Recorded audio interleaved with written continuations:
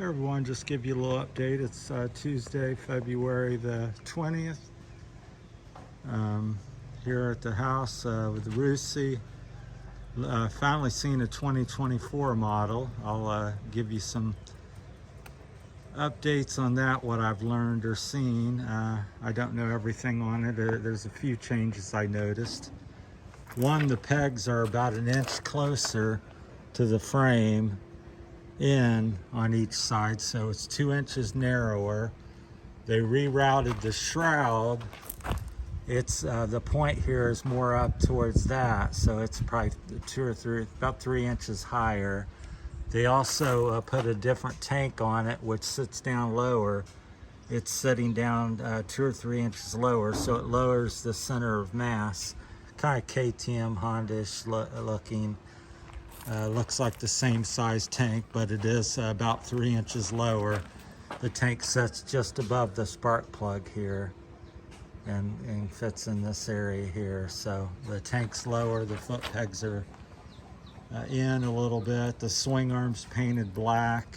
Suspension pretty much the same. I thought the new one was terrible, the one I sat on. Just sticky front and back, just harsh. I did not ride it, but I've had mine custom done by Richard over in Mindanao. I can't think of his last name, but I've got supposed to have 12 inches of travel. I'm always puzzled because I'm not getting but about 7, 8. Of course, everybody says ride harder. I said I'd have to be motocrossing to get more out of it. Just riding over the normal rough trails and roads isn't doing it. So I'd call my suspension around 7 to 8 front and back at this point. He gave me an inch more travel in the back. Back to the new one. Let's see. So the swing arm's black. The frame was red. The plastic was black on the one that I seen. So black and red theme. Looked pretty good. Suspension, like I said, was the same. The motor seemed the same. They did tuck in the brake pedal on the new one, the 2024 model. See if you see how that sticks out. The other one is almost flush with the side there, so it's in a good inch and a half further in, which I like. I think the Kickstarter's in another inch as well. So they kind of cleaned it up a little bit, but I think the gas tank's a big deal. I do like the black swing arm on the 2024 model. Suspension, disappointed on.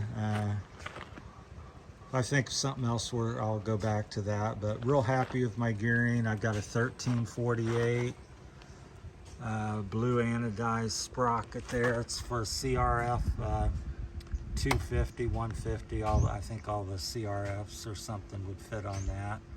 So that's been really good. Gearings are, I think, spot on. I can do 70, 80 kilometers. Now I don't think I'd hit 100 on it, maybe so, but I just don't ride that fast here in the Philippines. Got a 520 O-ring chain, shorten it up. Big thing I've been promoting or liking is run, when you get a new chain sprocket, get extra long and you can run it further back. To me, it softens up the suspension, makes it kind of more progressive, gives you a little more travel as well.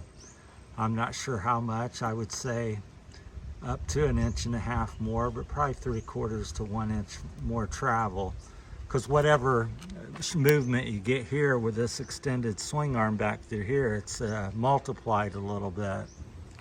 So yeah, I'm not sure, you math people can figure that out, but I'm pretty sure you get more travel.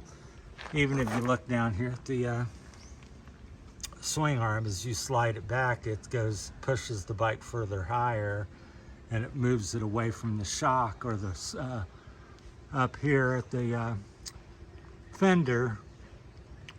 So just makes sense to me. And I see another guy, Raymond or whatever his name, down in Australia, kind of has been doing that as well. Standout features for me, I really like my Kickstarter new shifter. I got a flexible tip, all alloy CNC machine. That's working really good. Happy with that. The protectors have been real good. The headlight is great. Very happy with that. 45,000 lumens, LED, 12 LEDs. Grips are pretty good. They're kind of gummy, and I thought I've got really dirty hands, but that's the rubber breaking down. But they're extremely, the good part is it's very sticky and your hands will not slip. But the bad part is it doesn't look so good because they're supposed to be beautiful blue, as you can see, but they look black. But that's just the rubber breaking down and getting dirty from my hands in the dirt. The other thing I've been really pleased with for quite some time is the carburetor. That's a CPO. I don't know if it's going to show up in the camera, but it's CPO 30 millimeter. Claim it's a racing carburetor. I think I gave 1,500 paces for that. So that's been real good. I got the IRC, I think V 33 rear, 35 front, something like that. Tires, going to replace these. Been unhappy with the front.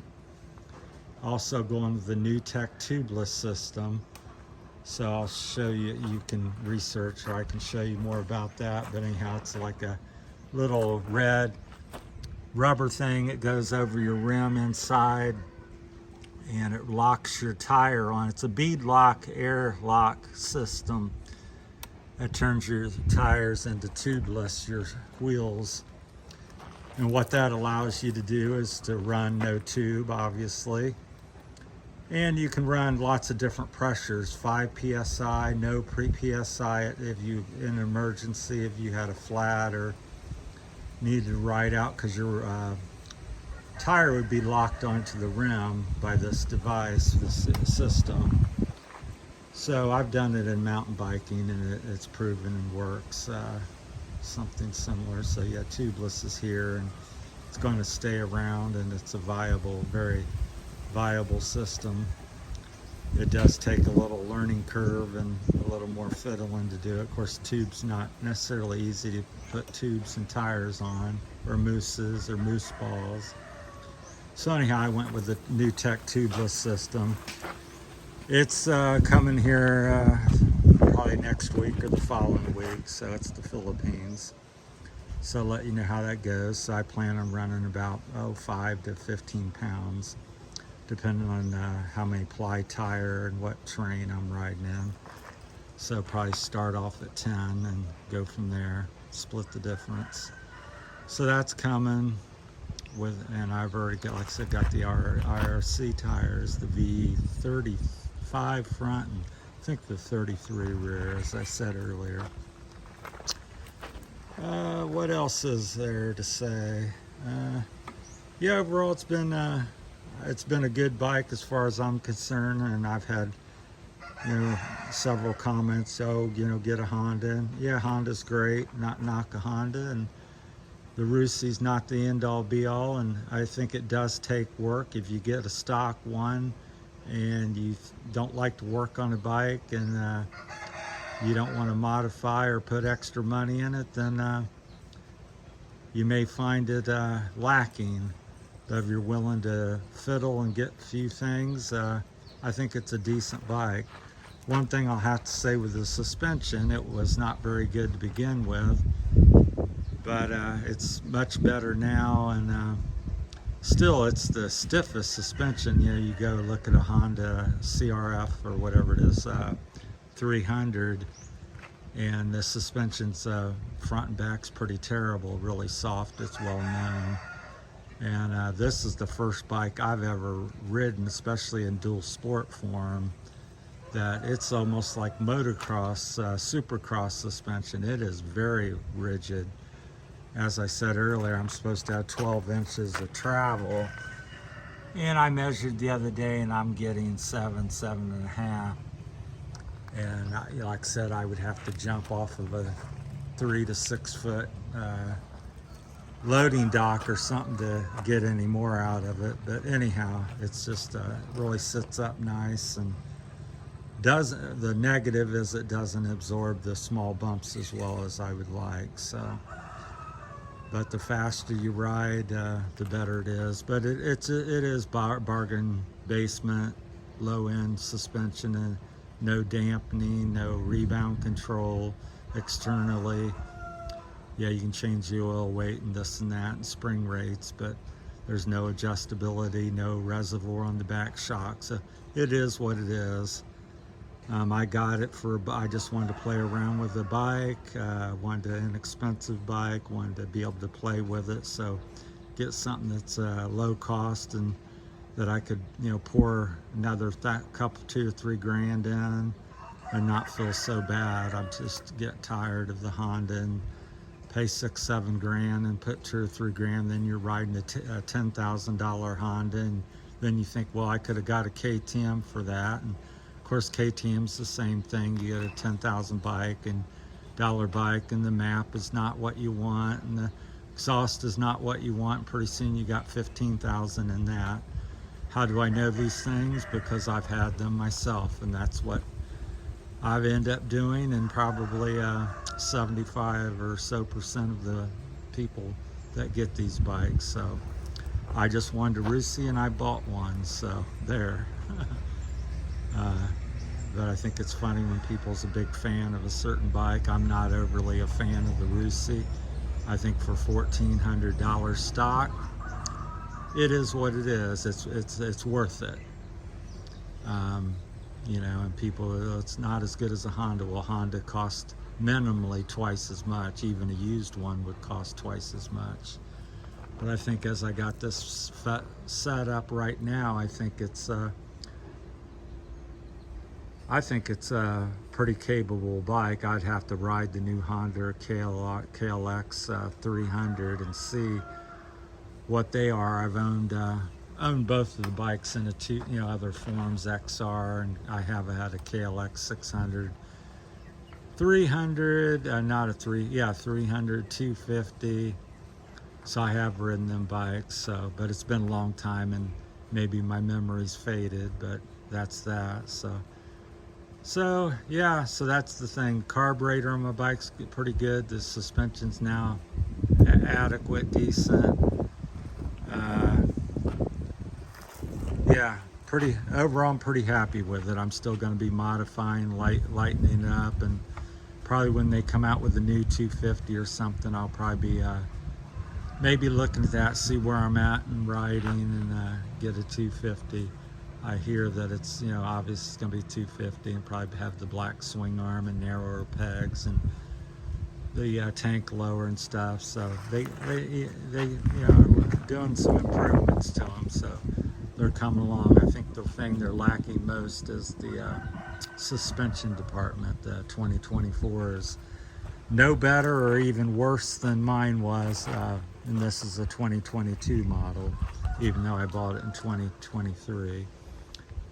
So that's my thoughts. If you got any comments or questions, let me know. But yeah, I like Rusi. It's been a good bike to me, and I've had very little failure. The only failure I really truly had was the ignition switch over here, which I replaced on the side where the key goes in. But all the other videos and things I've done is just I wanted bigger tires, so I got bigger wheel package. I wanted the chain and sprocket. The other one worked. Didn't have a problem with it. The other shifter worked, but I just wanted to do something different. So same with the headlight. The stock headlight, it worked, but I wanted something brighter. My old eyes and riding the country, I'm not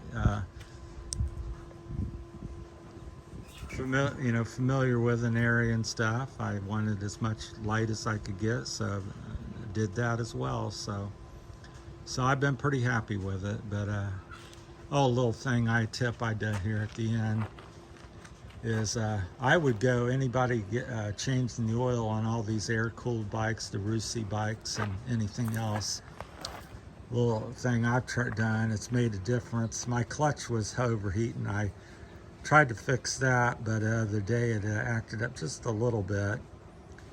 And I switched to a heavier oil. And by what I'm meaning, because a lot of people think, oh, a 10W30, 10W40, or 2050. Well, they have straight weight oils. The Harleys over in America years ago used to use them. They're not so popular over here, but go out and search for a 40 weight, 50 weight oil and put that in a straight weight oil. Because the first number, my understanding, I could be wrong, is, it's the flow rate. And here in the Philippines, flow rate is most important if you live in a cold country like where I lived in Ohio. If the temperature's 0 degrees out, you want good flow, otherwise you're not going to get lubrication. Here in the Philippines, it doesn't get below 70, where I'm at, 70, 75. So you're dealing with more heat, so you could go, but the 40 weight I put in it makes a huge difference. So it's a straight weight 40, so it doesn't go from 50 to 20 or 40 to 10 or 40 to 20. It stays a 40 weight, which is a big difference. So I would highly recommend that for you guys out there to switch to a straight weight oil instead of these 1040s and 2050s. That's in my humble opinion. I'm no oil guru, but I have ridden bikes and been around equipment all my life, and that's 62 years with it, so I had a business. But that's my 2 cents on that, or my opinion, so take it for what you want. Thanks for watching, everybody. Take care. Thank you.